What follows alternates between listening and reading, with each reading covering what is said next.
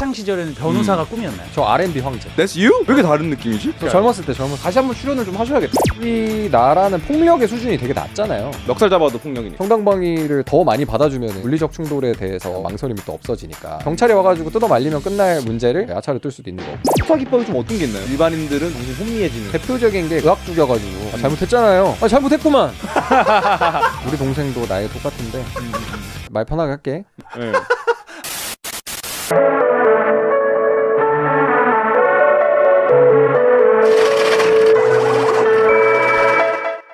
드럼롤 플리즈. 넘사벽 스펙의 그 남자가 SNSB에 찾아왔습니다.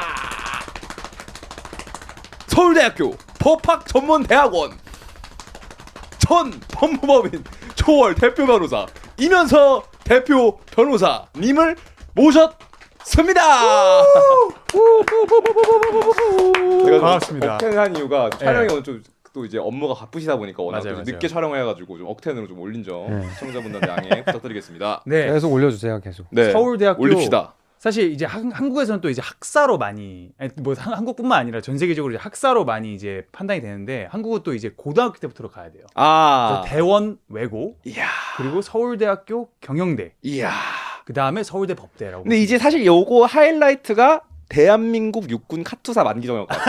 이게 그 엘리트 코스에 딱 그 그쵸. 집결판 범선이 형도 카투사잖아. 맞아요. 영어를 일단 잘해야 되기 때문에 네. 그런 게 있고 또 이게 또 그 김앤장 보통 이제 변호사가 이제 내추럴 코스인데 그게 아니라 대표 변호사. 그러니까 그건 무슨 뜻이죠? 펌을 시작을 하신 거죠. 오. 그 창업을 하신. CEO까지. 네, 그렇죠. 네, 저는 좀 궁금한 게 어쨌든 이런 한국 사회에서 최소 이런 뭔가 대원 외고, 서울대, 카투사, 로펌까지 이러면 뭔가 좀 그냥 뭔가 부모님이 상상하는 끝판왕인 것 같거든요. 뭐 의사가 있을 것이고 그 다음에 이건 것 같은데 거의 뭐 탑 2인 것 같은데. 그치. 근데 저는 이제 뭐 저희 부모님도 이런 길을 걷기를 원하셨겠죠. 근데 저는 이렇게 유튜버가 되었지만 좀 이런 길을 걸었을 때 어쨌든 이건 부모님이 원하는 길이니까 좀 걸어 오셨을 때 좀 지금 이미 성공한다고 지금 느끼시는지가 궁금하네요. 요런 이제 황금 스펙을 가지고 돌이켜 봤을 때 성공을. 질문이 뭐죠? 하신 것 같으신가요? 네, 성공을 이뤘다고 느끼시는지. 아직 멀었죠. 예, 아직 멀었죠. 열심히 하고 있습니다. 열심히 돈 벌고 있습니다. 지금. 그럼 그래서, 만족은 하시나요? 뭔가 이때까지 쌓아오신 이런 엘리트 코스적인 이런 레주메라고 할까요? 만족이라기보다 그냥 그 어렸을 때랑 비교해 보면은 그래도 그렇게라도 해서 다행이다. 뭐 안정감이 있죠. 안정감. 조금 약간의 따스함이 있죠. 따스함. 마음 알로 한켠이 느낌. 네, 마음 한켠이 좀 따스해지는 부분은 있습니다. 조금 뭐 없는 것보다 훨씬 나으니까. 이거라도 있어서 다행이다. 그러니까 제가 왜 이 질문을 드렸냐면은 어쨌든 뭔가 제가 어쨌든 걸어가지 않은 길이기도 하고 이게 뭔가 좀 따스한 안정감을 뭔가 부모님들이 원하시나? 왜냐면 사실은 진짜 막 거의 98%는 요런 스텝을 밟기를 원하실 거잖아요. 그래서 좀 직접 걸어오신 경험상으로 뭔가 조금 확실히 좀 부모님 말 듣는 게 맞는 건지 이런 생각도 갑자기 드네요. 부모님 말 잘 들으면 좋긴 하죠. 근데 저는 뭐 엄마 아빠 부모님 말을 잘 들어가지고 그렇게 된 거는 아니라서.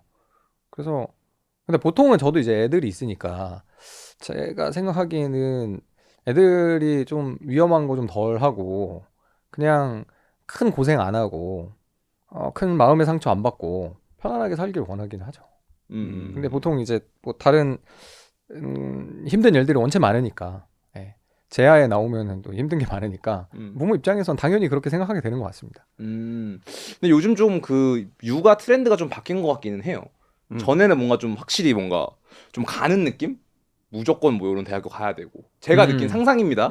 뭐 가야 되고 뭔가 전교 1등 해야지 뭔가 요런 좀 압박이 있었다면은 요새 조금 아니야. 아닌가? 요즘 더 심해. 형님 세대는 무슨 젠지는 아니죠? 무슨 세대라고 하죠? M 세대? M 세대? M 세대? 그러니까 밀레니얼 세대. 밀레니얼 아닌가? 밀레니얼 세대는 아니지 않나? 밀레니얼이 이제 91년생이 무슨 세대야? 80년생대부터가 80년대부터 2010년생인가 MG라고 이렇게 총괄적으로 불려요. 어쨌든 요즘 MG 부모는 근데 약간 조금 요런 느낌인 것 같기도 해. 약간 좀 뭔가 크게 막 그런 건 아니고 그냥 얘가 건강하고 행복하게 이렇게 그 정도면 되죠. 요즘 요런 느낌인 것 같은데. 내가 듣기로는 막 영어 유치원 보내고 영유 보내고 이러는 거랑 뭐 이런 학원을 무슨 막 5살 때부터 보낸다는데 이제는. 그러니까 이게 옛날에는 이제 그 원래 이제 좀 예습하는 것들이 컷오프가 막 옛날에 그래도 초등학교 막 6학년 뭐 중학교 가면서 뭐 이랬는데 이제는 그것보다 초등학교 입학 전 뭐 영어 유치원 들어가기 위한 또 다른 학원 뭐 이런 식으로 막 레이어가 더 쌓이면서 오히려 이게 그 사교육이 엄청 빨리부터 시작을 한다고 하더라고요. 진짜 그래요. 네. 제가 알고 있는 거로도 실화인데 네. 뭐 만 4세 5세 4세 고시라고 부르는 게 진짜 있더라고요. 4세 고시. 네, 4세 고시. 아직 이제 아기들이 없으시니까 그게 또 아기가 있어야 관심이 그 단계로 넘어가는데 그쵸. 근데 진짜로 그걸 합니다. 대치동 이런 데에서 애들을 꼬맹이들을 데려다 놓고 과외를 진짜 하더라고요.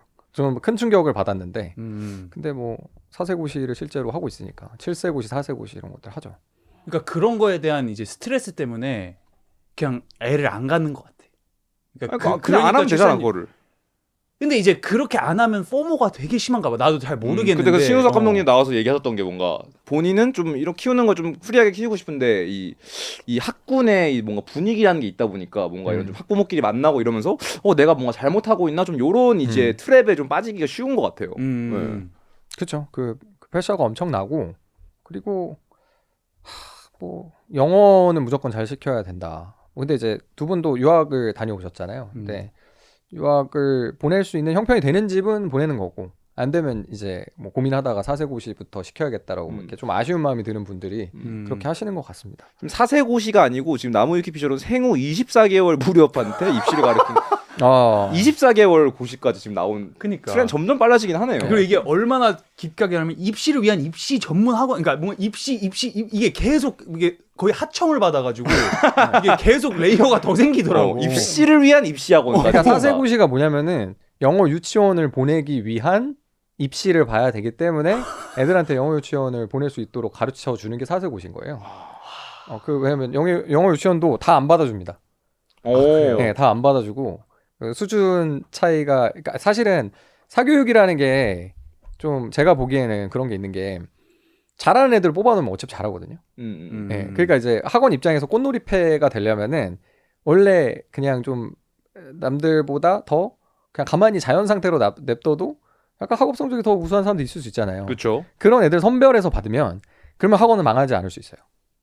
커리어가 쌓이는 느낌. 기본적으로 잘하는 애들이 오면은 성적이 나오거든요. 그러니까 못하는 친구들을 데려다 놓고 잘하게 만드는 건 되게 어려운 일인데 잘하는 애들은 뭐 그냥 계속 뺑글뺑글 돌려도 잘하니까. 그러니까 그 컷오프를 만들어 놓으니까 이제 영어 유치원 단계에서부터 애들을 데리고 그걸 하는 거죠. 또 안 들어가면은 안 될 것 같고 좋은 교육을 받아야 된다 생각하고. 근데 영어 유치원에 가면 무슨 메리트가 있지? 뭐 명문고를 가는 거는 이해가 되는데 영어 유치원 명문 초 시험도 있는 건가? 내가 사실 영어 유치원 1세대였거든. 제가 엘리트네. 제가 목동에서 태어나가지고 저도 이제 한창 그때 막 SLP라는 제 명문 영어 유치원이 있어요. SLP. 서강대에서 이제 전문적으로 SLP 학비 알아봐봐. 그 당시에 진짜 비쌌어. 그러니까 근데 제가 여기에 나왔거든요. 그 목동에 월 200~300만 원 가량의 엘리트 영어 유치원 출신. 그때는 더 적었어. 근데 내가 SLP를 다녔는데 그때 이제 하면은 뭐 이대 부속 초등학교 뭐 요런 게 이제 그 초등학교로 좀 프라이빗으로 가는 그런 게 있어. 뭐 리라초 약간 요런 감성 있잖아요. 뭐 그 개성초 뭐 이런 식으로 좀 이렇게 이어지는 그런 게 있기 때문에 그래서 SLP 이렇게 막 보내고 그러더라고. 그러면은 그 변호사님이 보시기에 공부에서 재능과 노력의 비중이 몇 대 몇으로 보십니까? 저는 재능이 한 80% 되는 것 같은데. 그냥 뭐 이게 완전 가슴 무너지는 말이다. 완전 부모의 지금 80%가 돼. 서울대 나온 사람이 재능이 80%라고 하면은 완전 러프한 볼팍 피겨긴 한데요. 근데 한 80% 되는 것 같아요. 근데 이제 그거는 좀 길게 공부를 할 때 더 그게 좀 티가 난달까? 그러니까 이제 뭔가 단기간에 입시를 하느냐 마느냐는 공부를 하는 친구도 있고 안 하는 친구도 있잖아요. 근데 이제 어떻게 설명하기가 좀 어려운데 아무튼 그런 공부를 잘한다라는 재능은 되게 유의미한 것 같습니다. 제가 보기에는. 네, 그러면 이게 표준화된 시험을 잘 본다. 이거는 이게 특별히 그거에 맞춰가지고 잘할 수 있는 사람들이 더 잘하는 편이죠. 제가 보기엔 그렇습니다. 그러면 그 표준화 시험 이건 좀 다른 이야기긴 한데 이제 표준화된 시험 엄청 많이 보셨을 거잖아요. 뭐 수능도 보셨을 거고 에세이도 뭐 아무튼 한국에 다른 게 있겠지만. 그럼 표준화된 시험이 실제 지능에 좋은 척도라고 생각을 하세요? 지능이요? 아니면 실제 일을 하는 거에 있어서 이 사람들이 진짜 시험을 잘 보는 사람들이 실생활에서 일을 잘 보는지. 뭐 경향성은 있겠죠. 저 상관관계는 있는 것 같아요. 있는 것 같은데 뭐 그것만으로 따지기는 좀 어렵고 그거에 좀 더 유리한 직무들이 분명히 있긴 있죠. 왜냐면 기본적으로 약간 논리 추론 능력이랑 언어적인 이해 능력 이게 제일 중요하니까 표준화된 시험들은 대부분 그걸 테스트를 하니까. 근데 그게 조금 더 빠르고 정확하고 잘 하면은 유리한 직종들이 분명히 있겠죠. 예. 변호사도 그거. 네, 변호사도 그런 직종 중에 하나입니다.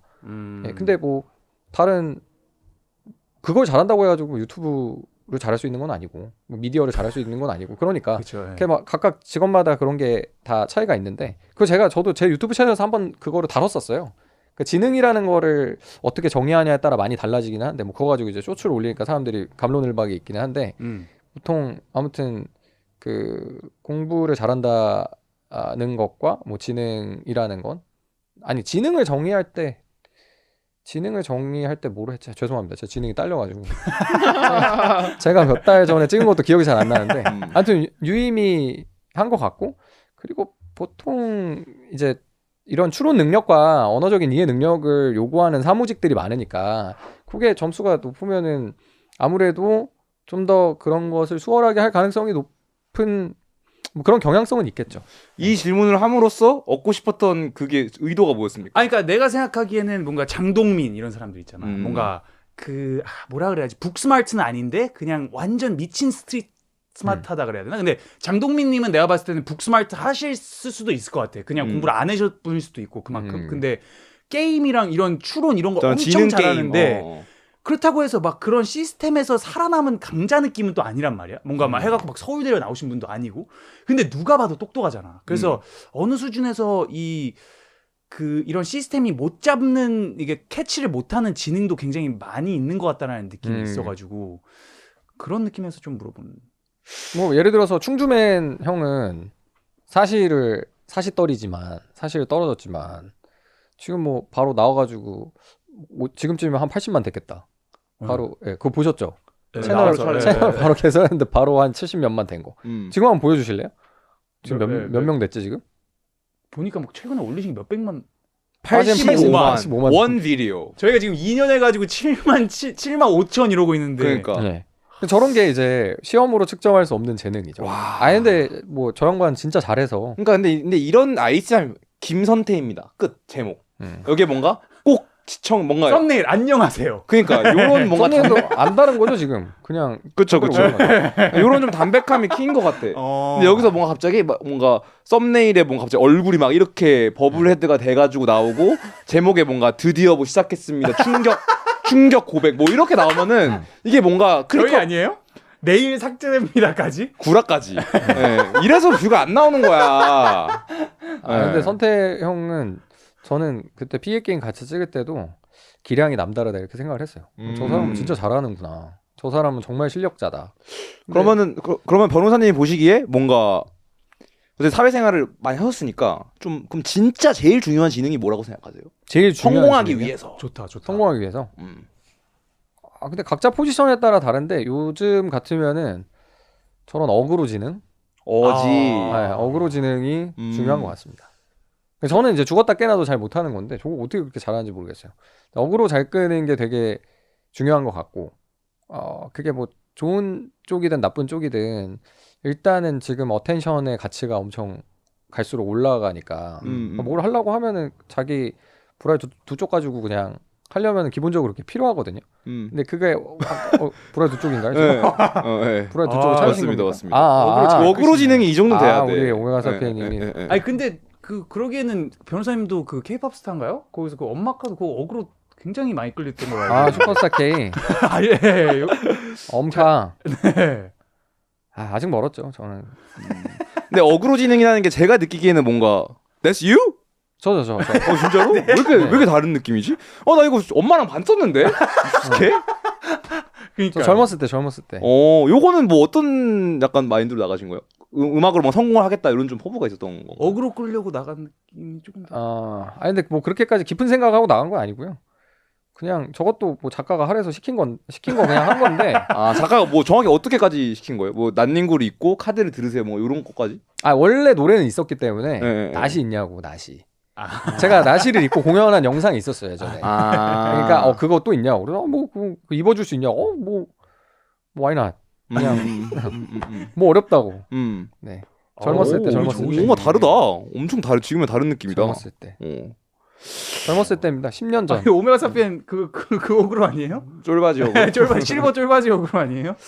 근데 이게 좀 더 붙는 거를 입었어야 되는데. 좀 이제 그 벌지가 조금 더 이제 나왔으면 그림자가 좀 그러니까. 졌다면 지금 가수가 됐을 수도 있어. 좀 더 볼록했어야 되는데 좀 더 어마어마하거든요 제가. 어마어마한데 저거를 이제 저때 제가 좀 선비라 가지고 저때 또 펌핑도 좀 하고 나가고 또 저의 정말 아니, 펌핑을 엄청 한 것 같아. 지금이랑 아니요, 몸이 저건 다른데요? 저건 노펌핑으로 나간 겁니다. 오. 그래서 다 후회되는 좀 인생에 후회되는 몇 가지 순간들이 있는데 저때 조금 저 어마어마한 것도 좀 쫄바지도 좀 그러니까 그림자를 뭔가 드리우는 심사위원들에게 그림자가 드리워질 뭐야? 거야. 뭐 저 정도라고? 네. 그러면 저 형님 저런 표정 못 지으셨을 텐데 좀 아쉬움이 있어요 기본적으로. 근데 어그로 진행이랑 하셨는데 제가 뭔가 느끼기에는 그냥 뭔가 좀 미디어에 종사하는 뭐 나 같은 사람들, 우리 같은 사람들한테는 중요하지만 이게 뭔가 좀 사회생활 좀 이런 쪽에서도 도움이 된다라고 생각하고 말씀을 하신 건가요? 김앤장 변호사에게도 어그로 지능이 중요하다. 뭔가 좀 자기 PR 좀 이런 느낌으로 말씀을 하신 것 같기도 하고. 근데 이제 그쵸 자기 PR 같은 거죠. 근데 자기가 뭐 얌전히 직장 다닐 거면은 좀 선을 지켜야 되는 거고. 근데 우리가 영원히 이제 충성할 수 있는 직장이 몇 개 없으니까 그러면은 버려졌을 때 어떻게 해야 되냐? 어그로 끌어야 되는 거죠. 그러니까 어그로 지능이 되게 중요한 것 같습니다. 그러면 뭐 나중에 회사 다니다가 대기업 다니다 나오신 뭐 이제 아저씨들 할저씨들도 결국은 나와서도 뭐 일을 하셔야 되니까. 근데 그때 나를 받아주는데 찾으려고 하면 어그로를 미리 끌어놔야 되는 거거든요. 그래서 한 50줄 되신 분들 사이에서는 또 커리어 관리가 언젠가 이제 나올 직장 그 후의 인생 때문에 책 내시는 분들이 많고. 책 같은 다들 인플루언서가 되는구나. 네, 다들 마이크로 인플루언서든 뭐든 이제 준비를 하는 거죠. 근데 책을 낸다는 생각은 안 해보셨죠? 책 내셨나요? 저 낼 생각하고 있긴 해서 저희 그 역사 어그로의 달인 이미 통했구나. 네. 저희 역사 테라피라고 뭐 역사 하는 거 있는데 네. 거기 책 하나 출간해야죠. 출간 예정이에요. 예. 근데 이제 뭐 직장 다니면서 그래가지고 막 이제 뭐 책 쓰시는 분들도 많은 게 아무튼 전문가로 좀 자리매김하려고. 근데 전문가로 자리매김하는 것도 중요한데 어그로를 끄는 게 더 중요하죠. 사람들 알아야 되니까. 그래서 그런 거를 좀 만들어주는 게 되게 지금은 더 중요해지지 않았나. 그게 중요한 것 같습니다. 그래서 저도 좀 어그로를 끌고 싶은데 나이 먹으면 먹을수록 잘 안 되는 것 같아요. 왜 그럴까? 여기서 어그로 제일 잘 끄시는 것 같은데 좀 팁 좀 주세요. 아니면 어그로 지능 어떻게 생각하세요? 예. 관심을 갈구해야 돼. 아. 일단은 그 데스피레이션이 있어야 돼. 나는 관심을 받고 싶고 사람들이 다 나를 봐주고 나를 주목해주고 나를 사랑해줬으면 좋겠다라는 이 강력한 이 동기가 필요한 거야. 그러면은 자동으로 끌어요. 말 안 해도. 진짜로 안 해도 끌어. 아 진짜? 안 해도 끌어. 맞아. 저는 젊었을 때는 더 그랬던 것 같아요. 근데 지금은 나이가 먹으면 뭐 좀 호르몬도 떨어지고 브라도 쪼그라들고 이러면서 이제 주름이 조금 이제 네. 더 가는 거지. 2개 정도. 삶의 무게 때문에. 네. 제가 머리 색깔 저렇게 염색하면은 어그로 금방 끌릴 건데 미쳤나봐 막 이렇게 될 건데 그게 좀 잘 안 되는 거죠. 네. 생각보다 잘 별로 어려운 일이 아니잖아요. 왜 초록머리 변호사는 없는 것인가? 그러니까 초록머리 4번 있는데 아무도 세 명이나 사건을 있는데. 안 맡기기 때문에 그러면. 크레디빌리티가 개 떨어지긴 해요. 이게 일을 개안 맡기고 싶다. 나도 근데 맡기고 싶겠다. 네. 아무도 맡기려고 안 하겠죠. 그러니까 다 이제 생활인이 돼가면서 음. 다 이제 젊었을 때 꿈을 잃어버리는 게 아닌가. 그렇게 되는 것 같습니다. 아저씨가 된다는 건 그런 거죠. 근데 요즘 좀 그런 키워드에 좀 꽂혀 계신가 봐요. 뭔가 나이가 들고 이제 뭔가 좀 젊음 이제 좀 청년에서 뭐 중년까지는 아니지만 뭔가 젊은이에서 청저씨 청저씨가 되는 그거에 대한 생각을 좀 많이 하고 계신 것 같아요. 내가 보기에는. 아니 뭐 나이가 들어가니까 또 애 낳고 저는 이제 애들 아빠고 하니까 좀 다르죠. 이제 나이를 먹어가는 게 약간 또 애들도 부양해야 되고 애들 학교 보내야 되고 약간 그런 고민 전혀 안 하시잖아요. 안 하죠. 전혀 없긴 합니다. 애가 없으니까 뭐 네. 있으실 수도 있지만 네. 어디 숨겨놓은 게 있을 수도 있지만 보통은 잘 안 하거든요. 그렇죠, 그게. 그렇죠. 근데 그게 또 인생의 큰 변화이기 때문에 그런 거를 이제 자연스럽게 생각하게 되는 것 같아요. 뭐 저도 이제 총각으로 살았으면은 그런 고민 안 하고 뭐 했을 텐데 점점 애들은 벌써부터 요런 아저씨들이 모이면 막 뭐 영어는 어떻게 할 거냐, 영어 유치원은 어떻게 할 거냐, 뭐 이런 얘기들부터 하고 있으니까. 그러니까 이제 젊음이 있는 거죠 아직. 저는 제 젊음을 다 불살르고 저거 엄마 카드 부를 때는 많이 젊었는데. 그러니까 다시 한번 출연을 좀 하셔야겠다. 뭐든 간에. 저런데요. 네. 저거 뭐 어렵지는 않습니다. 저거 어렵지 않고. 아니 그러면 준비가 돼 있네. 그 학창 시절에는 좀 꿈이 뭐였어요? 변호사가 꿈이었나요? 꿈이 학창 시절 언제? 뭐 한 중학교. 중학교 때. 네. 저 R&B 황제. 오. R&B 황제. 저는 지금 깜빵에 있는 알켈리 이런 사람 되게 좋아했습니다.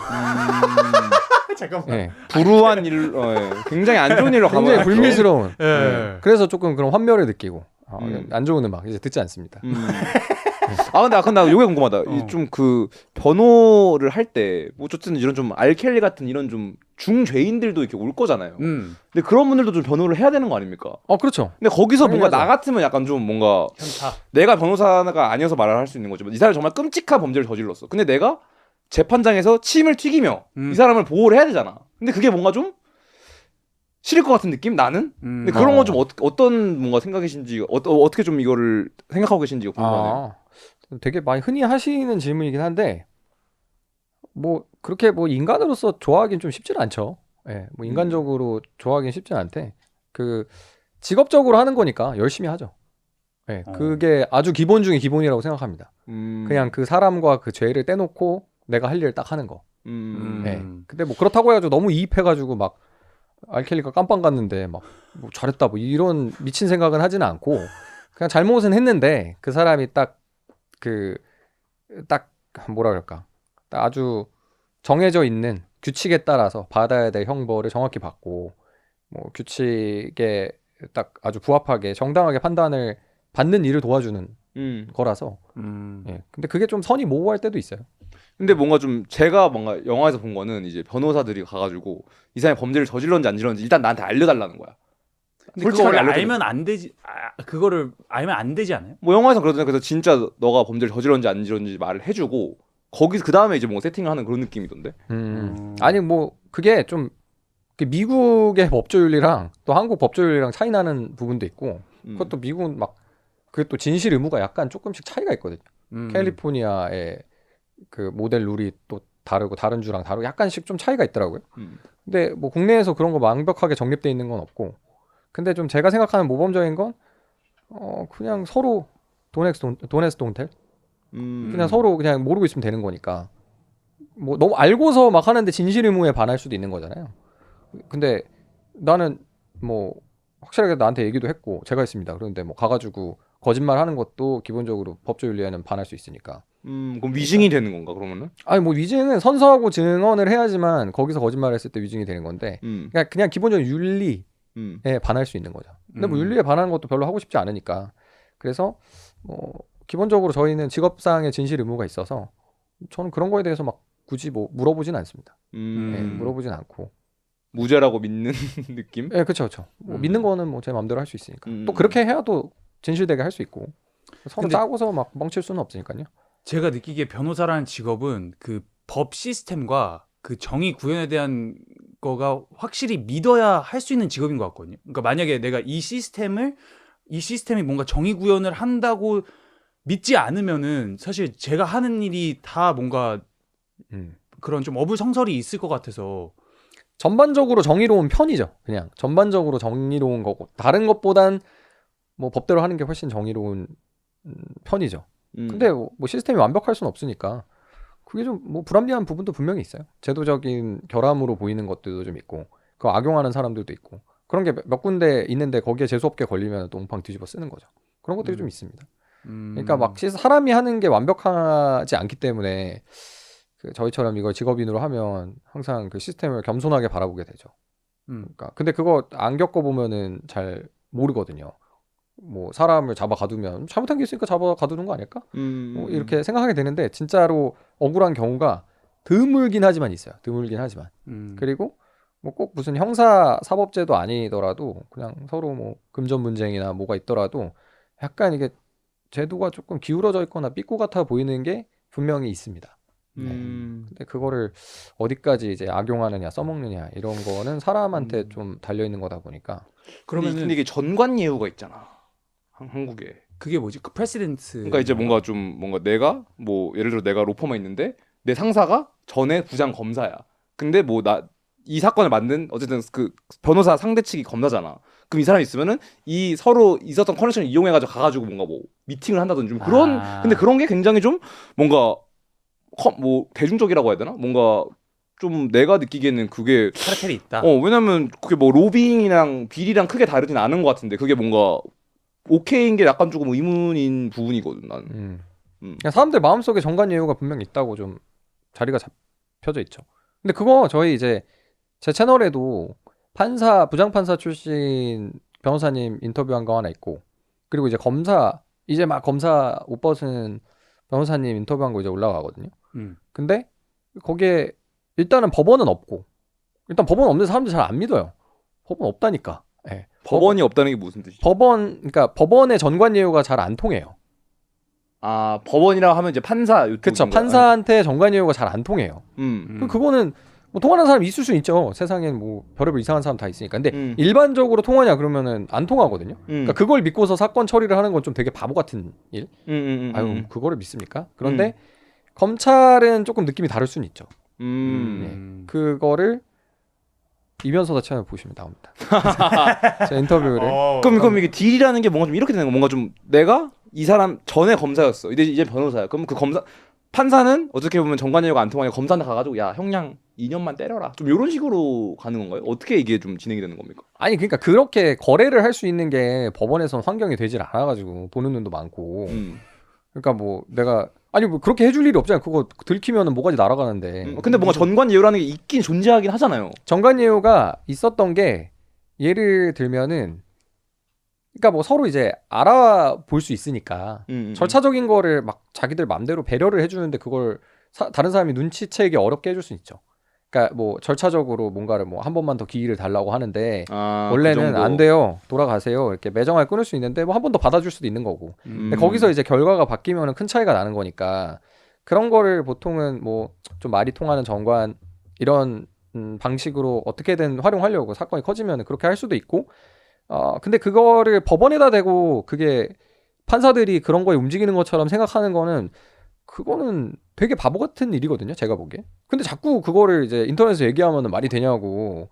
뭐 다 너도 알고 나도 알고 모두가 다 아는데 왜 없는 척하냐라고 하는데 아니 그거 실제로 사건을 해보면 안 그래요. 근데 이제 법원을 제외한 다른 기관들은 개별적으로 한번 따져보긴 해야 됩니다. 그 뭐 정관이라는 거에 대해서 정관이 없다 이런 얘기를 하는 게 아니라 그게 되는 기관이 있고 그게 좀 되긴 하지만 힘든 기관이 있고 그냥 의뢰 그렇게 돌아가는 데가 있고 그냥 뭐 그렇습니다.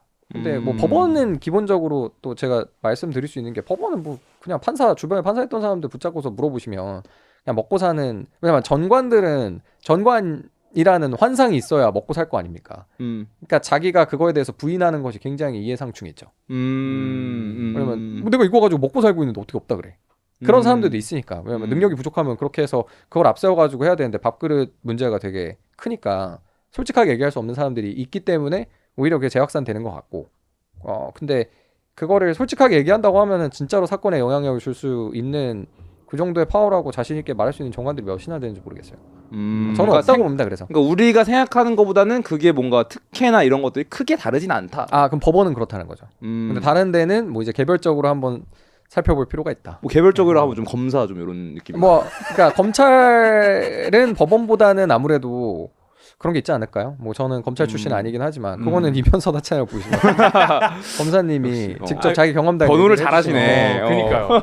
이게 저희가 뭔가 이길 수는 뭔가 얘기 안될 것 같아요. 들으면서 뭔가 내가 원하는 느낌은 아닌데 그래도 뭔가 또 피하는 느낌은 또 아니고 좀 이런 느낌. 그러니까 이제 생각해 보시면 그러니까 전관 예우라는 거는 그냥 그게 무조건 있다라고 이렇게 막 뭐 뭉뚱그려가지고 생각하실 게 아니라 권력기관에 대해서 다 한번 떼놓고서 생각을 해봐야 되는 거죠. 왜냐면 뭐 정관이 법원에만 있는 게 아니니까 법원 있지, 뭐 검찰, 경찰, 국세청, 감사원, 공정거래위원회, 그 뭐 사정할 수 있는 여러 가지 그렇긴 하네. 그러니까 그 정관들이 다 달라요. 다 다른 정관들인데 서로 간의 문법들이 다 다르거든요. 글을 쓰고 소통하는 스타일도 다릅니다. 그러니까 국세청 정관들과 일을 하는 방식이 검찰 정관과 일하는 방식과 다르고 법원 정관들과 일하는 방식이 달라요.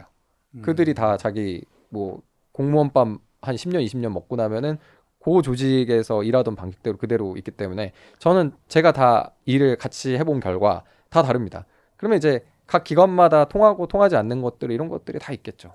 경찰도 있고. 근데 제가 생각하기에 왜 법 쪽에 정관 이유가 더 이슈가 된 뭔가 의심이 더 있냐 하면은 이게 서울대 법대 카르텔이어서 좀 더 그런 것 같아요. 그러니까 이게 뭔가 그 변호사들이 어쨌든 굉장히 되게 그 프리빌리지된 직업이고 엄청 소수 정예이다 보니까 그리고 진짜 대한민국에서 뭐 김앤장이나 뭐 이런 로펌이나 뭐 그런 높은 법조류에 이제 행사하시는 분들 다 웬만하면 서울대 법대시거든요. 그러니까 이변사장님도 그래서 그러니까 뭔가 학연으로 이어지는 어떠한 그런 것들 때문에 좀 더 뿌리가 있지 않나라는 그런 느낌. 옛날에 그런 게 더 셌죠. 그래가지고 영화에도 막 나오잖아요. 그거 보셨나요? 그 범죄와의 전쟁. 네, 그러니까 맞아. 그게 뭐 아예 없어가지고 그런 걸 담은 건 아니고 뭐 진짜 옛날 옛적에는 그랬으니까.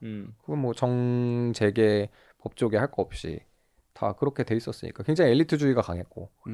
그러니까 뭐 거기에 나오는 장면들 보면은 부장 검사가 딱 앉혀놓고. 그러니까 너 이거 그만둬라. 뭐 이런 거 네. 클래식이잖아요. 누구는 깡패 수사 안 해봤는 줄 알아? 그 정도 정보 가지고 무슨 수사를 해? 뭐였지? 뭐 최익헌 선생은 공무원 출신이야. 그 사람은 공무원 출신이야. 뭐 이러잖아요. 예. 그러니까 옛날에는 뭐 그랬다는 거죠. 근데 지금은 그게 통하는 세상은 뭐 함부로 했다가는 좀 쉽지는 않은 것 같고. 근데 뭐 그게 이제 뭐 옛날에 그랬다는 것 자체가 이제 굉장히 큰 게 아니었을까. 사건을 뭐 뭉갤 수 있다는 거 이런 것들이 다. 그러면은 나는 변호사 어쨌든 그게 제가 알기로는 시험을 보고 점수가 높으면 판사가 되고 2위가 검사, 3위가 변호사 이렇게 되는 걸로 알고 있거든요. 옛날에 그랬죠. 옛날에. 네. 근데 나는 검사하고 싶을 것 같아. 그럼 돈을 많이 못 벌어요. 근데 가오가 있잖아. 옛날에는 그래가지고 검사를 자기 소신 따라서 등수가 높은데 뭐 선택한 뭐 그리고 그런 양반들이 있었죠. 재벌집 이런데 장가 가잖아 검사면은. 판사도 갑니다. 그러니까. 판사도 가는데 네. 이제 좀 뭐 검사가 활용도가 더 좋다는 생각에서 검사 사이들 많이 들이고 그러니까. 했었던 것 같은데. 근데 이게 다 모종의 무언가가 있으니까 근데 그렇게 하겠지 솔직히. 그런 것들이 있어요. 아닐 수도 있고. 예. 네, 그렇게 생각합니다. 그러면은 제가 하나 궁금한 거는 지금 합법인 것 중에 이거는 불법이어야 된다라고 생각하시는 거 있으세요? 오, 합법 괜찮은데? 합법인데 이건 불법이어야 된다. 이게 왜 합법이지? 약간 이런 거? 합법인데 이게 불법이어야 된다. 찾아보면 엄청 많을 것 같은데. 합법인데 불법이어야 되는 거. 저는 좀 완전. 쇼츠 요쪽이긴 해요. 그러니까 소셜 미디어 쇼츠 쪽. 어. 그러니까 이런 거, 그러니까 특히 어린애들한테는 이거는 어느 정도 그 규제가 있어야 되는데 너무 없는 듯한 느낌. 근데 네. 그러니까 너무 기술적이어가지고 막 말씀드리기가 좀 쉽지는 않은데 그 이렇게 완전히 상대방을 그냥 골탕 먹이기 위해서 해도 꼼짝 못하는 소송들이 있거든요. 뭐라고요? 소송들? 소송 종류 중에 완전히 악의를 갖고서 해도 어떠한 처벌도 불가능한 게 있습니다. 뭔가요, 거기? 예를 들어서 뭐 경매에서 배당 받아가는데 내가 받을 돈이 100억이 있다. 근데 그 저 사람이 100억 가져가면 안 된다고 소송을 걸 수 있어요. 예. 근데 그냥. 그거를 경매 당한 사람이 뭐 100억 가져가면 안 돼.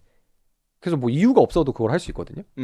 네, 그렇게 해가지고 한 2년 뭐 1, 2년 정도는 아주 우습게 못 받아가게 할 수 있습니다. 그거는 진짜 네, 다른- 악법이다. 다른 큰 대가를 치르지 않더라도 그냥 뭐 법원에다 내는 인지송달료 정도만 내면 그러면은 못 받아가요. 근데 한 100억 정도, 그 100억 아니더라도 누구한테 뭐 한 35, 50억을 한 2년 못 받아가게 하면 그러면 이제 기회비용으로 따졌을 때 너무 금액이 크잖아요. 그러면 그렇죠. 근데 그게 좀 불합리한 부분이 있죠. 그런 것들이 찾아보면 좀 있습니다. 그 권리 남용하더라도 처벌도 안 되고 권리 남용도 인정이 잘 안 되는? 그러면 뭐 어떡하라는 거지? 그런 게 좀 있어요. 그런 찾아보면은 그렇게 좀 이제 꼼수를 부릴 수 있는 게 있는데 완전히 제어가 잘 안 되죠. 절차적으로 보장을 해줘야 된다라는 미명하에. 좀 생각나는 거 요것도 있어요. 좀 궁금해요. 그냥 합법인데 불법이어야 되는 거? 아니 뭐 맘대로. 저는 좀 뭔가 이제 그 사형 마니아들이 많은 것 같거든요. 사형 많이 하대. 사형 뭐 하면은 사형해라. 이런 아니면은 무기징역을 보내다든지 아니면은 노동 뭐 센터에 뭐 이런 이제 극단적인 댓글들이 배댓으로 엄청 올라오거든. 댓글에 많아. 근데 제가 알기로는 뭐 당연히 죄마다 다르긴 하겠지만 이게 또 극도의 엄벌주의를 해도 그렇다고 해서 범죄율이 떨어지지 않는 뭔가 좀 그런 게 있어가지고 이게 뭔가 그냥 세게 때린다고 좋은 게 아니다 이렇게 알고 있는데 좀 한국에서는 뭔가 좀 이런 거에 대한 엄벌주의에 대한 좀 환상이 있다고 해야 되나? 뭔가 좀 마니아들이 많다고 해야 되나? 그래가지고 근데 이거는 좀 뭔가 법에 대한 좀 지식이 많이 없어서 뭔가 할 수 있는 얘기인 것 같아가지고 실제 좀 법조인들은 그거에 대해서 좀 어떻게 생각하는지 궁금하네요. 그러니까 엄벌주의가 실제로 무조건 엄벌을 더 강화한다고 해서 범죄율이 떨어지지 않는다. 그거는 연구를 통해서 어느 정도 입증이 된 걸로 알고 있습니다. 그래서 그냥 근데 또 국민 정서가 그렇다 보니까 꼭 법제도가 뭐 그 사회 감정을 떠나서 존재하기가 좀 어렵다 보니 그런 얘기들 많이 하는 것 같고요. 근데 엄벌주의 우리나라가 그렇게 뭐 법정형이 약하거나 그러진 않거든요. 그러니까. 절대적으로 뭐 이제 처벌을 가볍게 하는 나라는 아닌데 그러다 보니 근데 저도 뭐 감정적으로는 뭐 나쁜 놈들 보면은 깜빵 오래 보내야 된다고 생각하니까 어려운 문제인 것 같아요. 근데 그게 막 게임 이론에서 분석을 하거든요. 게임 이론에서 분석을 해서 엄벌주의라는 게 어떻게 하면 정당화될 수 있느냐 뭐 이런 것들 막 연구를 하더라고요. 근데 그 뭐 게임 이론으로 보자고 해도 그게 우월한 전략이 아닙니다. 그냥 어떻게든 고쳐가지고 잘 삐꾸가 된 사람은 고치자 이런 거에 가깝지 이미 죄를 저지른 사람을 죽인다라거나 뭐 극형에 처하거나 이런 게 사회적으로 이롭냐라고 하면은 그거 다 연구가 이루어진 건데 근데 연구가 이루어지든 안 이루어지든 그런 뭐 법감정이 그런 거니까 그게 되게 중요한 팩터인 거죠 사실은. 사회에서 사람들이 어떻게 생각하고 있느냐가 되게 중요한 거라서 저희가 뭐 단순하게 막 생각해가지고 풀어나가기는 좀 어려운 것 같습니다. 그러니까 사람들이 좀 지성적으로 더 이해하는 건 중요한 것 같아요. 어떻게 해야 더 좋아질까? 그러니까. 네, 그러니까 내가 생각하는 좋아지는 방법 말고 어떻게 하면은 더 좋아질까에 대한 여러 사람의 검증된 의견을 한번 들어보고 그 다음에 판단하고 이런 게 엄청 중요한데 근데 이제 뭐 그런 것들을 좀 존중하지 않는 방향으로 계속 가고 있죠. 그래서 얼마 전에 저 무슨 토론 예능도 나갔었는데 근데 그 아무도 안 보셨겠지만 그게 이제 뭐였죠?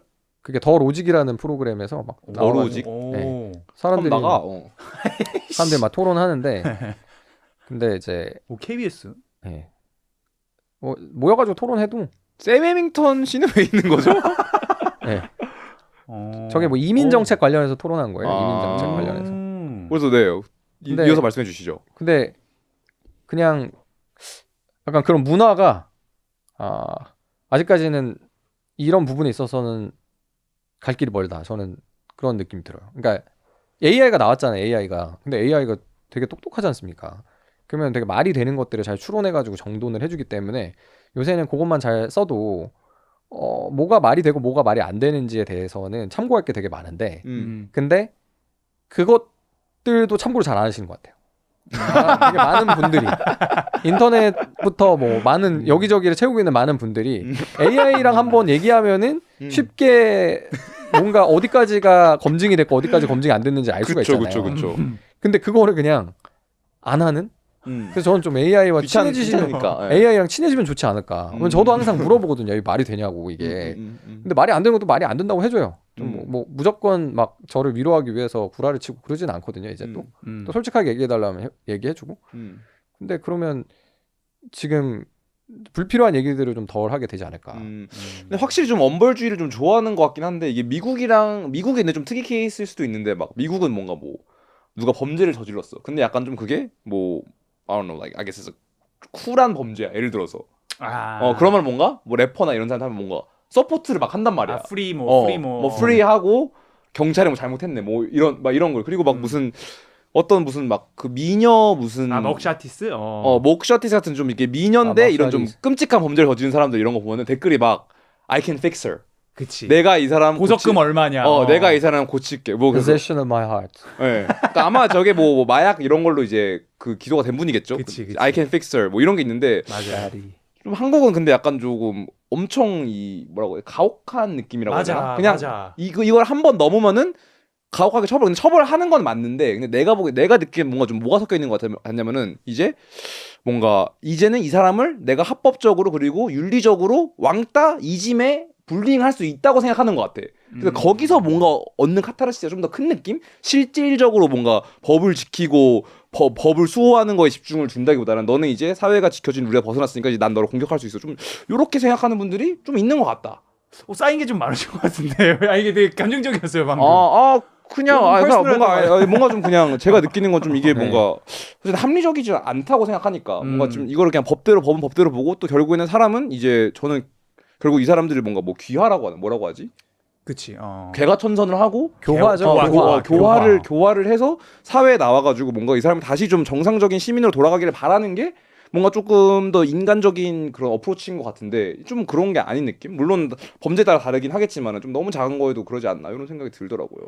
맞아. 이게 네. 정서를 봐야 돼. 그 밑에 그 감정선을 봐야 되는데 그게 많은 부분 진짜 막 와 너가 정말 불의를 저질러 가지고 너는 정의의 어떤 구현을 받아야 돼. 이거는 내가 봤을 때 진짜 많이 없는 것 같고. 그런 정의감은 아닌 것 같아. 대부분 뭔가 그냥 마음에 안 들었어. 얘가 뭔가 마음에 안 들게 생겼거나 아니면 뭐 얘가 레프레젠트하는 어떠한 그룹이 마음에 안 들어. 그러면 이제 깔 수 있는 어떠한 그 권리가 생긴 거지. 그래서 그거를 엑서사이즈를 하는 걸 굉장히 좋아하는 것 같아. 그러니까 말이야. 도덕적인 엄숙주의가 있어서 그런 것 같아요. 아직까지는. 요단어 쓸 걸. 존나 있어 보이네. 우리가 5분 동안 램블했는데 딱 한 문장으로 도덕적인 엄숙. 도덕적 공부해야 됩니다. 진짜. 엄숙주의가 있고. 내가 딱 해서 좀 도덕적 엄숙주의가. 야 오메가 생각 이게 이렇게 되는데 말씀해 주세요. 도덕적인 엄숙주의가 아직은 있기 때문에 그러니까 누구나 다 얘기를 할 수 있는 거죠. 그렇게 해서 뭐 사람은 이래야 되는데 근데 전과자 비율이 성인 비율로 따져봤을 때 이미 3분의 1 넘어갔을걸요? 진짜요? 네. 왜 이렇게 높? 그럼 우리 셋 중에 한 명은? 네, 셋 중에 한 명은 전과 있는 거예요. 그래서 저는 아닙니다. 사람이 3명 모이면 뭐 그 중에 한 명은 반드시 전과자가 있는 약간 그런 방향으로 이제 계속해서 왜냐면 이제 이미 2007년에 이미 1,000만 명 넘어 2020년 기준 20%. 근데 이게 뭐 벌금형까지 포함인 거죠? 그렇죠. 예, 벌금형까지 포함인 거죠. 그래서 뭐 별의별 것들이 다 얼떨결에 또 그렇게 되는 경우도 있어서 그래서 어떻게 보면 그 뭐 벌금 저희가 보기에는 벌금 나올 수도 있지 뭐 앞으로 안 하면 되지 이렇게 생각하는데 근데 도덕적 엄숙주의가 있으면 이제 뭐 전과 뭐 이런 게 이제 쫓아가니까 근데 이제 세상은 이미 그렇지 않은데 근데 그걸 가지고 아직 정신적으로는 많이 지배되어 있는 거죠. 이래야 된다 저래야 된다. 선비들이 많은 선비의 나라니까 선비의 나라. 맞아요. 다들 이제 선비들 저도 선비긴 한데 근데 좀 그런 거에서부터 자유로워져야 뭐 가족제도도 조금 해체될 필요가 있다고 저는 보고 왜냐면은 뭐 이제 결혼이 힘든 만큼 뭐 이혼도 지금 되게 어렵게 돼 있는데 근데 약간 그런 것도 좀 되게 자유로워질 필요가 있지 않나라고 생각을 해요. 사람들이 실제 사회는 그렇지 않은데 경직돼 있다 보니까 또 애도 잘 안 낳으려고 하고 그러니까 애를 안 낳으니까 뭐 다 그것 때문에 난리고 한데 그런 여러 가지 고민들이 좀 있죠. 다들 뭐 선비처럼 저처럼 뭐 선비 같은 직업을 해야 되는 사람 선비처럼 사는 건데 아니면 사회 전체가 다 그럴 필요는 없잖아요. 근데 그거에 대해서 좀 아직까지 못 받아들이는. 지금 제가 봤을 때는 지금 2026년에 가장 대한민국에서 이거에 대한 그 배틀이 가장 고조화된 것 같아. 이때까지 중에. 무슨 배틀? 그 뭔가 이 유교 문화와 이 선비의 어떠한 그런 그 DNA랑 젠지 브레인롯 야 유교가 낫다? 랩 좋아하고 뭔가 그 분야 선망하는 그거가 두 개가 지금 이게 완전 클래시가 되고 있는 그건 것 같은데 엄숙주의가 난 것 같아요. 그렇게 들으니까. 그러니까 그게 나쁜 것 같지도 않아. 그러니까. 나도 저도 조금 더 어렸을 때는 그래도 답답하지. 답답하고 막 뭐 변해야 되고 다 이래야 되는데 요즘 들어서는 그런 것 같지도 않아. 그러니까 뭐 저는 그러니까 이제 나이가 또 이제 20살 차이, 그러니까 20살짜리들이랑은 또 세대 차이가 있으신 거죠. 청저 씨의 길로 가고 있는. 3이 이게 앞에 찍히니까 마인드가 바뀌더라고. 저는 뭐 자유로워지고 하는 게 좋은 것 같기는 해요. 아직 상해와 폭력 봐서 갑자기 생각이 든 건데 제가 그냥 오늘 그냥 궁금한 거 다 얘기할게요. 네네네. 그 이런 좀 또 다른 이슈가 이런 건 것 같아. 약간 그 정당 방위에 대해서 너무 약하다.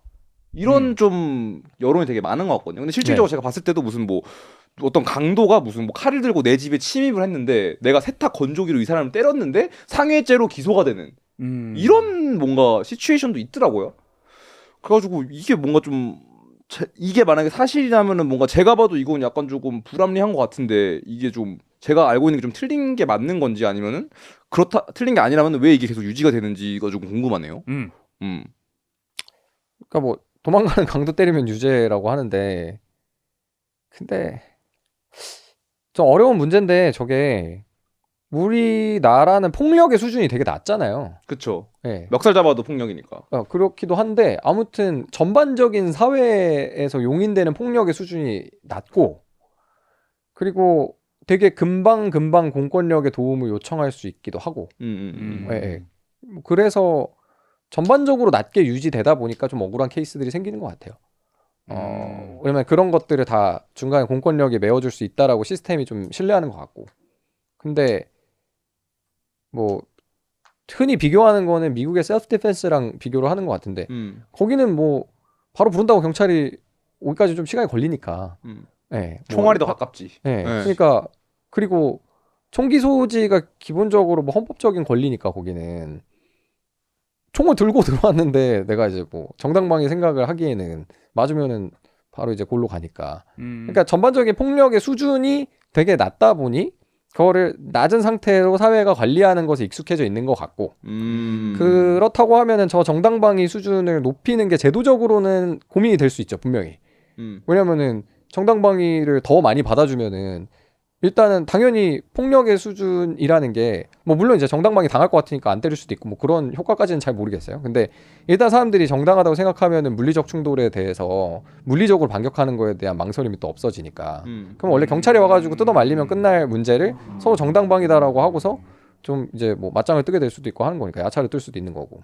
예. 근데 지금 그거에 대해서 약간 좀 불합리하다고 생각할 수 있죠. 멱살 잡혔는데 내가 멱살 같이 잡으면 쌍폭이란 말이죠. 쌍방폭행. 근데 그러면 나 멱살 잡았는데 그럼 도망가라는 거냐? 근데 지금 시스템은 도망가라는 거죠. 그냥 놓고서 그냥 그 사람은 폭력으로 처벌받게 하고 넌 도망가라. 왜냐면은 뭐 거기에서 벗어나기 위한 물리력 행사가 아니면 정당방위 아니니까.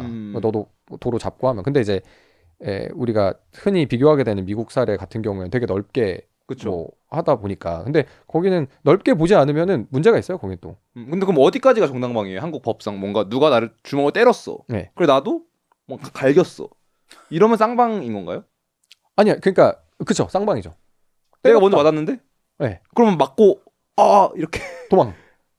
으악. 그러니까 제지할 수 있는 정도의 물리력 정도. 근데 그건 너무 씬한 것 같아. 내가 보기에는. 네. 그러니까 그거를 이제 사람들이 직관적으로 받아들이기가 좀 어려운 거죠. 네. 그러니까 뭐 예를 들어서 아니면 내가 뭐 가족이랑 더 좀 익스트림하게 해서 내가 뭐 가족이랑 있는데 어떤 애가 내 아이를 이렇게 주먹을 때렸어. 그러면은 애를 들고 내가 도망가는 것만 합법인 거잖아. 어떻게 보면. 그렇죠. 뭐 굳이 말이 과장해서 얘기를 한다고 하면 근데 애를 때리고 있는 걸 막기 위해서 몸을 던져서 그 사람 밀쳤다. 뭐 그러면 당연히 그거는 우리가 되게 정당한 범위 내에 있는 물리력 행사라고 보겠지만 그러면 근데 그걸 밀치는 거면은 때렸어 밀쳤어 또 때리러 와 그럼 또 밀치고 이거 그렇죠. 그러니까 그렇게 되면 도망가라는 거 아니냐. 그래서 지금 비판이 많이 나오고 있는 건데 근데 약간 제도적으로 선택하는 부분인 것 같아요. 제가 보기에는 제도적으로 선택을 해야 되는 것이고 그렇게 하면 더 그렇게 근데 이게 되게 오랫동안 잡혀있던 기준이니까 어느 날 갑자기 확 많이 바뀌기는 좀 어렵고 그래서 지금 그것에 대해서는 저도 문제의식이 없는 건 아닌데 근데 여기에서 개별적으로 좀 억울한지 아닌지를 판단을 해서 좀 더 인정해 줬으면 좋겠다의 생각도 저는 갖고는 있습니다. 왜냐면 너무 좀 황당한 케이스들이 억울하니까. 근데 한 대 맞았는데 한 대 때렸다 그러면 어차피 뭐 쌍폭 되는 거고 어떤 때는 뭐 되게 증거가 없는 경우에도 CCTV 없는데도 막 쟤도 같이 맞았다고 하면 쌍폭을 입건해가지고 송치시키고 하거든요. 그러니까 그럼 어떻게 나를 보호하라는 거냐. 근데 이제 우리 시스템에서 정답은 경찰 불러라. 도망간 다음에. 그거죠. 네. 그 해법이 다른 것뿐이죠. 해법이 다른 거. 근데 그게 되게 좋은 포인트 중 같은 게 이게 한국은 폭력에 대해 전반적으로 엄청 그 컨프런테이션이 낮다 그래야 되나? 그러니까 미국은 이제 그거에 대해서 컨프런테이션을 하고 그 폭력이 얼마나 정당할 수 있는지에 대한 그 기준이 되게 좀 낮은 것 같은데 한국에서는 폭력을 하는 거에 대한 그 정당성이 굉장히 엄청 엄격한 건가 보다. 네, 들으니까 그냥 어쨌든 정당방위라는 게 폭력을 정당화하는 거잖아요. 그러니까 그거에 대한 기준이 엄청 스트릭트한 훨씬. 그렇죠. 지금 뭐만 하면 스쳐도 폭행이 되니까. 그래서 전반적으로 그래서 안전한 사회인 걸 수도 있어요. 사람들이 자기 마음대로 물리력을 쓰는 거에 대해서 극도로 이제 꺼리게 되는 환경이니까. 그렇고 그건 좋은 장점이긴 하네요. 그러니까 제가 보기에도 좀 그런 거를 사람들이 더 많이 알아서 그런지 물리적인 접촉이나 이런 것들을 또 현장에서 많이 자제하시는 경향이 있는 것 같아요. 너무 또 잘 알려져가지고. 근데 진짜 한국이 근데 막 2000년대 한 초반까지만 해도 진짜 폭력의 시대였는데 막 길 가다 오락실에서 막 삥 뜯기고 막 이랬잖아. 선생님한테도 뭔가 맞고. 근데 뭔가 그런 문명적이 그러니까 야만의 시대를 지나와서. 그러니까 그래서 뭔가 바로 엄청나게 문명적이게 바뀐 게 재밌네. 저는 되게 좋거든요, 그게. 저 학창 시절이 이제 약간 마지막 그 야만의 시대였던 것 같은데. 근데 좋은 것 같아요. 네, 제가 애들 키우는 입장에서. 그니까요. 막 뭐 애들 식판 집어던지면서 싸우고 막 이런 걸 이제 우리 애들은 안 봐도 되니까. 그러니까. 네. 그거는 너무 싫고 애들 생각을 하면. 그렇죠. 네, 너무 싫어서 전반적으로 그게 훨씬 좋지 않나? 그냥 애들이 좀 폭력 이런 거에 대해서 되게 보수적으로 봤으면 좋겠어요. 동의합니다. 저는 뭐 아빠 마음에선 그렇습니다. 근데 또 굳이 제가 또 얼규를 하자면은 이게 너무 안전한 거에 있음으로써 또 비용이 좀 너무 클 것 같기도 하다는 생각? 어떤 비용이 있습니까? 그러니까 너무 다들 안일하다? 그러니까 안전하다 보니까 좀 되게 그 안일함이 좀 나오는. 테토 마인드인데? 그러니까 나는 뭐 나도 안일한 편이고 이거에 굉장히 수혜를 많이 받는 사람이고 폭력을 싸움을 잘해서 다행인 사람들 굉장히 다행인데 근데 이게 미국이나 그래도 그것 때문에 어느 정도 막 그 안일하지 않은 부분도 있고 사람들이 서로 더 조심하는 그런 부분도 있는 것 같거든. 그리고 그러니까 이게 폭력이 그만큼 에스컬레이션이 허용이 되니까 뭔가 좀 말조심을 좀 더 하게 된다. 좀 이런 건가? 그치. 그런 것들이 되게 좀 더 훨씬 패시브 어그레시브하게 많이 분출이 되는 느낌? 그거에서는. That's true. 그거는 좀 공감이 가는 것 같아요. 사람들이 되게 공격적인데 약간 물리적으로 공격적이지 않고 다른 방법에 뭔가 막풀이라든지. 네. 그러니까 제가 이걸 어디서 느꼈냐면 액티브 어그레시브보다 나은 거 아니야? 아니 그것보다 훨씬 나은데 내가 찜질방을 갔는데 막 중학생 애들이 이렇게 막 있었어. 근데 내가 이걸 항상 느낀 거 한국 그 중고딩 애들은 어법이 다 똑같아. 그러니까 다 같은 언어를 구사를 해. 아이 씨발 새끼야. 막 이게 그러니까 거의 다 똑같은 그 언어가 있어. 그리고 근데 그 외국에서는 이제 막 안 그런 친구들도 있고 좀 더 러프한 친구들도 있고 되게 소극적인 친구들도 있고 그런데 뭔가 한국 그 학교 씬은 나도 중고등학교 여기 나와지 않아서 모르겠지만 그 특유의 그 어떠한 그 뭔가 패시브 어그레시브 하면서 좀 불링 톤도 섞여 있고 그런데 또 되게 그 막 미세한 그 톤이 있더라고. 사우나 몇 시에 갔어요? 저 막 토요일인가 일요일 막 오후? 낮에? 굉장히 그냥 건실한 청년들이었어. 그냥 축구 좋아하고 이런 애들인데. 그러면은 모범생일 확률이 높은데. 근데 되게 너도 뭔 말인지 알 거야. 뭔가 게임하면서 아이 씨발 새끼야 막 이러는 그 똑같은 어법이 다 있어. 그래서 그게 되게 내가 생각했을 때는 이 어그레션이 뭔가 분출이 안 되고 이게 엄청 막 바틀되어 있으니까 그런 걸로 막 계속 이게 막 되게 욕이나 막 온라인 상의 어떠한 헤이팅이나 이런 걸로 많이 분출이 되지 않나? 그래서 그것도 살짝은 비용이 있는 듯한 느낌? 너무 안전해서. 근데 뭐 차라리 댓글 달고서 싸우는 게 뭐 패싸움 하는 것보다 나으니까. 그러니까 장명 얘기 들었잖아. 대가리 깨지고 다치는 것보단 낫죠. 그냥. 그러니까. 마음의 상처가 조금 입는 게. 그러면 좀 뭔가 요런 거 말고도 변호사님이 보시기에 조금 뭔가 이런 법 뭔가 그 법에 좀 문제가 있는 부분도 있다고 아까 말씀을 하셔가지고 질문을 드리는 건데 좀 어떤 점이 약간 조금 고쳐지면 좋을 것 같은지도 궁금하네요. 재판에서 거짓말을 하는 거에 대한 페널티가 너무 적죠. 위증죄? 그러니까 위증은 선서하고 증언을 했는데 그게 뻥이었을 때 처벌하는 거거든요. 선서 안 하고 하는 건 위증으로 처벌 못 합니다. 네. 그러니까 우리는 그게 컨템pt 오브 코트가 없어서 그래서 대놓고 거짓말을 하는 사람에 대한 제재가 좀 어렵죠. 사실상 그러니까 누구나 다 와가지고 거짓말을 하게 되는. 오. 근데 팁인데? 농담입니다. 예, 그렇게 쉽게 거짓말을 할 수 있는 장소여서는 안 되거든요, 원래. 그쵸. 엄숙한 곳이죠. 예, 근데 신성한 곳이죠. 우리가 좀 시스템이 진실된 사람을 좀 보상을 덜 해주는 시스템이죠. 거짓말을 해도 뭐 다 가서 뻥치는 거 아니야? 이런 식으로 생각하게 되니까. 그리고 뭐 선서하고 증언해도 처벌 잘 안 받으니까. 그러니까 거기에서도 거짓말하는 사람 나오고. 그러니까 이제 거짓말을 하는 거에 대한 심리적인 그게 좀 이제 이니비션이 있어야 되는데 그게 없는 문화죠. 그럼 그럼 예를 들어서 미국 같은 경우는 그걸 억제하는 법이 좀 어떤 게 있는 건가요? 일단은 뭐 디스커버리라는 거를 하면 그러면은 자기가 갖고 있는 알고 있는 증거들을 다 꺼내가지고 서로 교환한 다음에 그거는 이제 변호사한테 상당한 또 책임을 물리거든요. 그러니까 거기 뭐 뻥이 나오거나 뭐 하면은 이제 판사가 사실 별의별 걸 다 할 수 있어서 그 증거 가지고 불리한 사실 인정하게 한다거나 아니면은 이제 아예 상대방 돈을 다 내게 한다거나 이런 것 때문에 쉽게 변호사가 자기 목을 내놓고 막 뭐 의뢰인이 막 거짓말하는데 같이 그냥 뻥 한번 쳐볼까 이렇게 할 수 있는 게 없는데 근데 우리는 시스템상으로 뭐 그걸 의도적으로 거짓말을 하는 변호사들 많지는 않겠지만 일단 그걸 무서워하지 않고 그리고 뭐 의뢰인이 거짓말하는데 의뢰인이 뻥치면은 뭐 내가 어떻게 알아? 약간 변호사들도 다 자연스럽게 그렇게 생각할 수밖에 없는. 그리고 어쨌든 승률이 중요하니까 뭔가 네. 진짜 나쁜 분들은 뭔가 이걸 좀 종용할 수도 있겠다. 그러니까 막 서류를 조작해서 내는 경우도 있고, 근데 그렇게 했을 때 되게 많이 불리해지고 많이 안 좋아져야 되는데, 뭐 소송을 패소할 수도 있고 이런 거는 뭐 있을 수 있는 일이니까. 근데 어차피 뭐 패소할 거 내가 한번 뻥이라도 시원하게 쳐보고서 뒤집어 엎을까? 그런 생각을 하는 사람이 원래는 있으면 안 되는 건데, 그러니까 전반적으로 좀 이 되게 진실된 사람들한테 보상이 많이 안 가는 느낌이에요.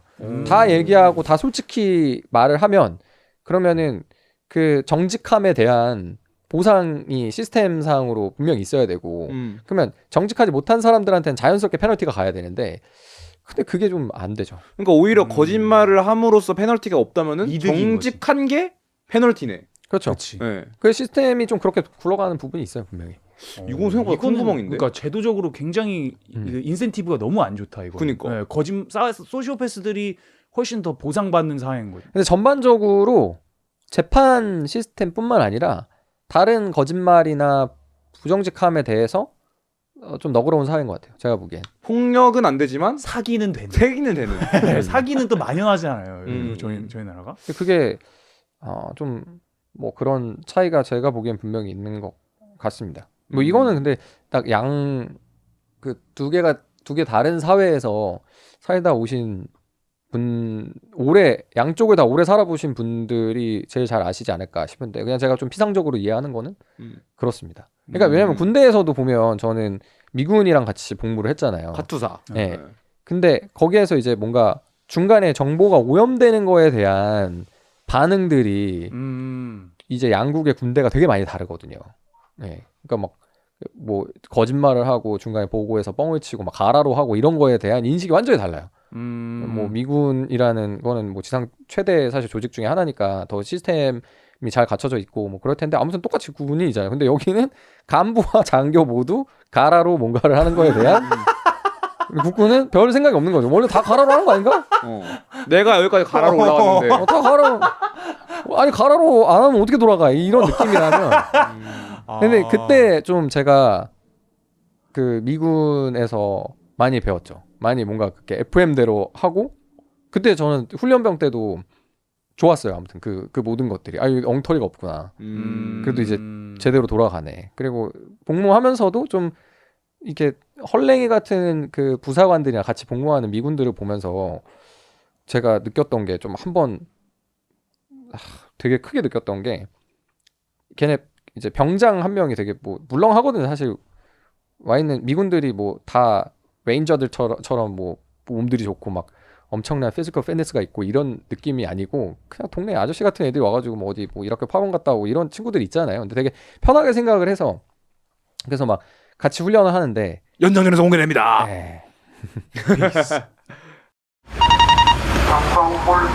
SPNS 정멸 신호로 바뀌었습니다.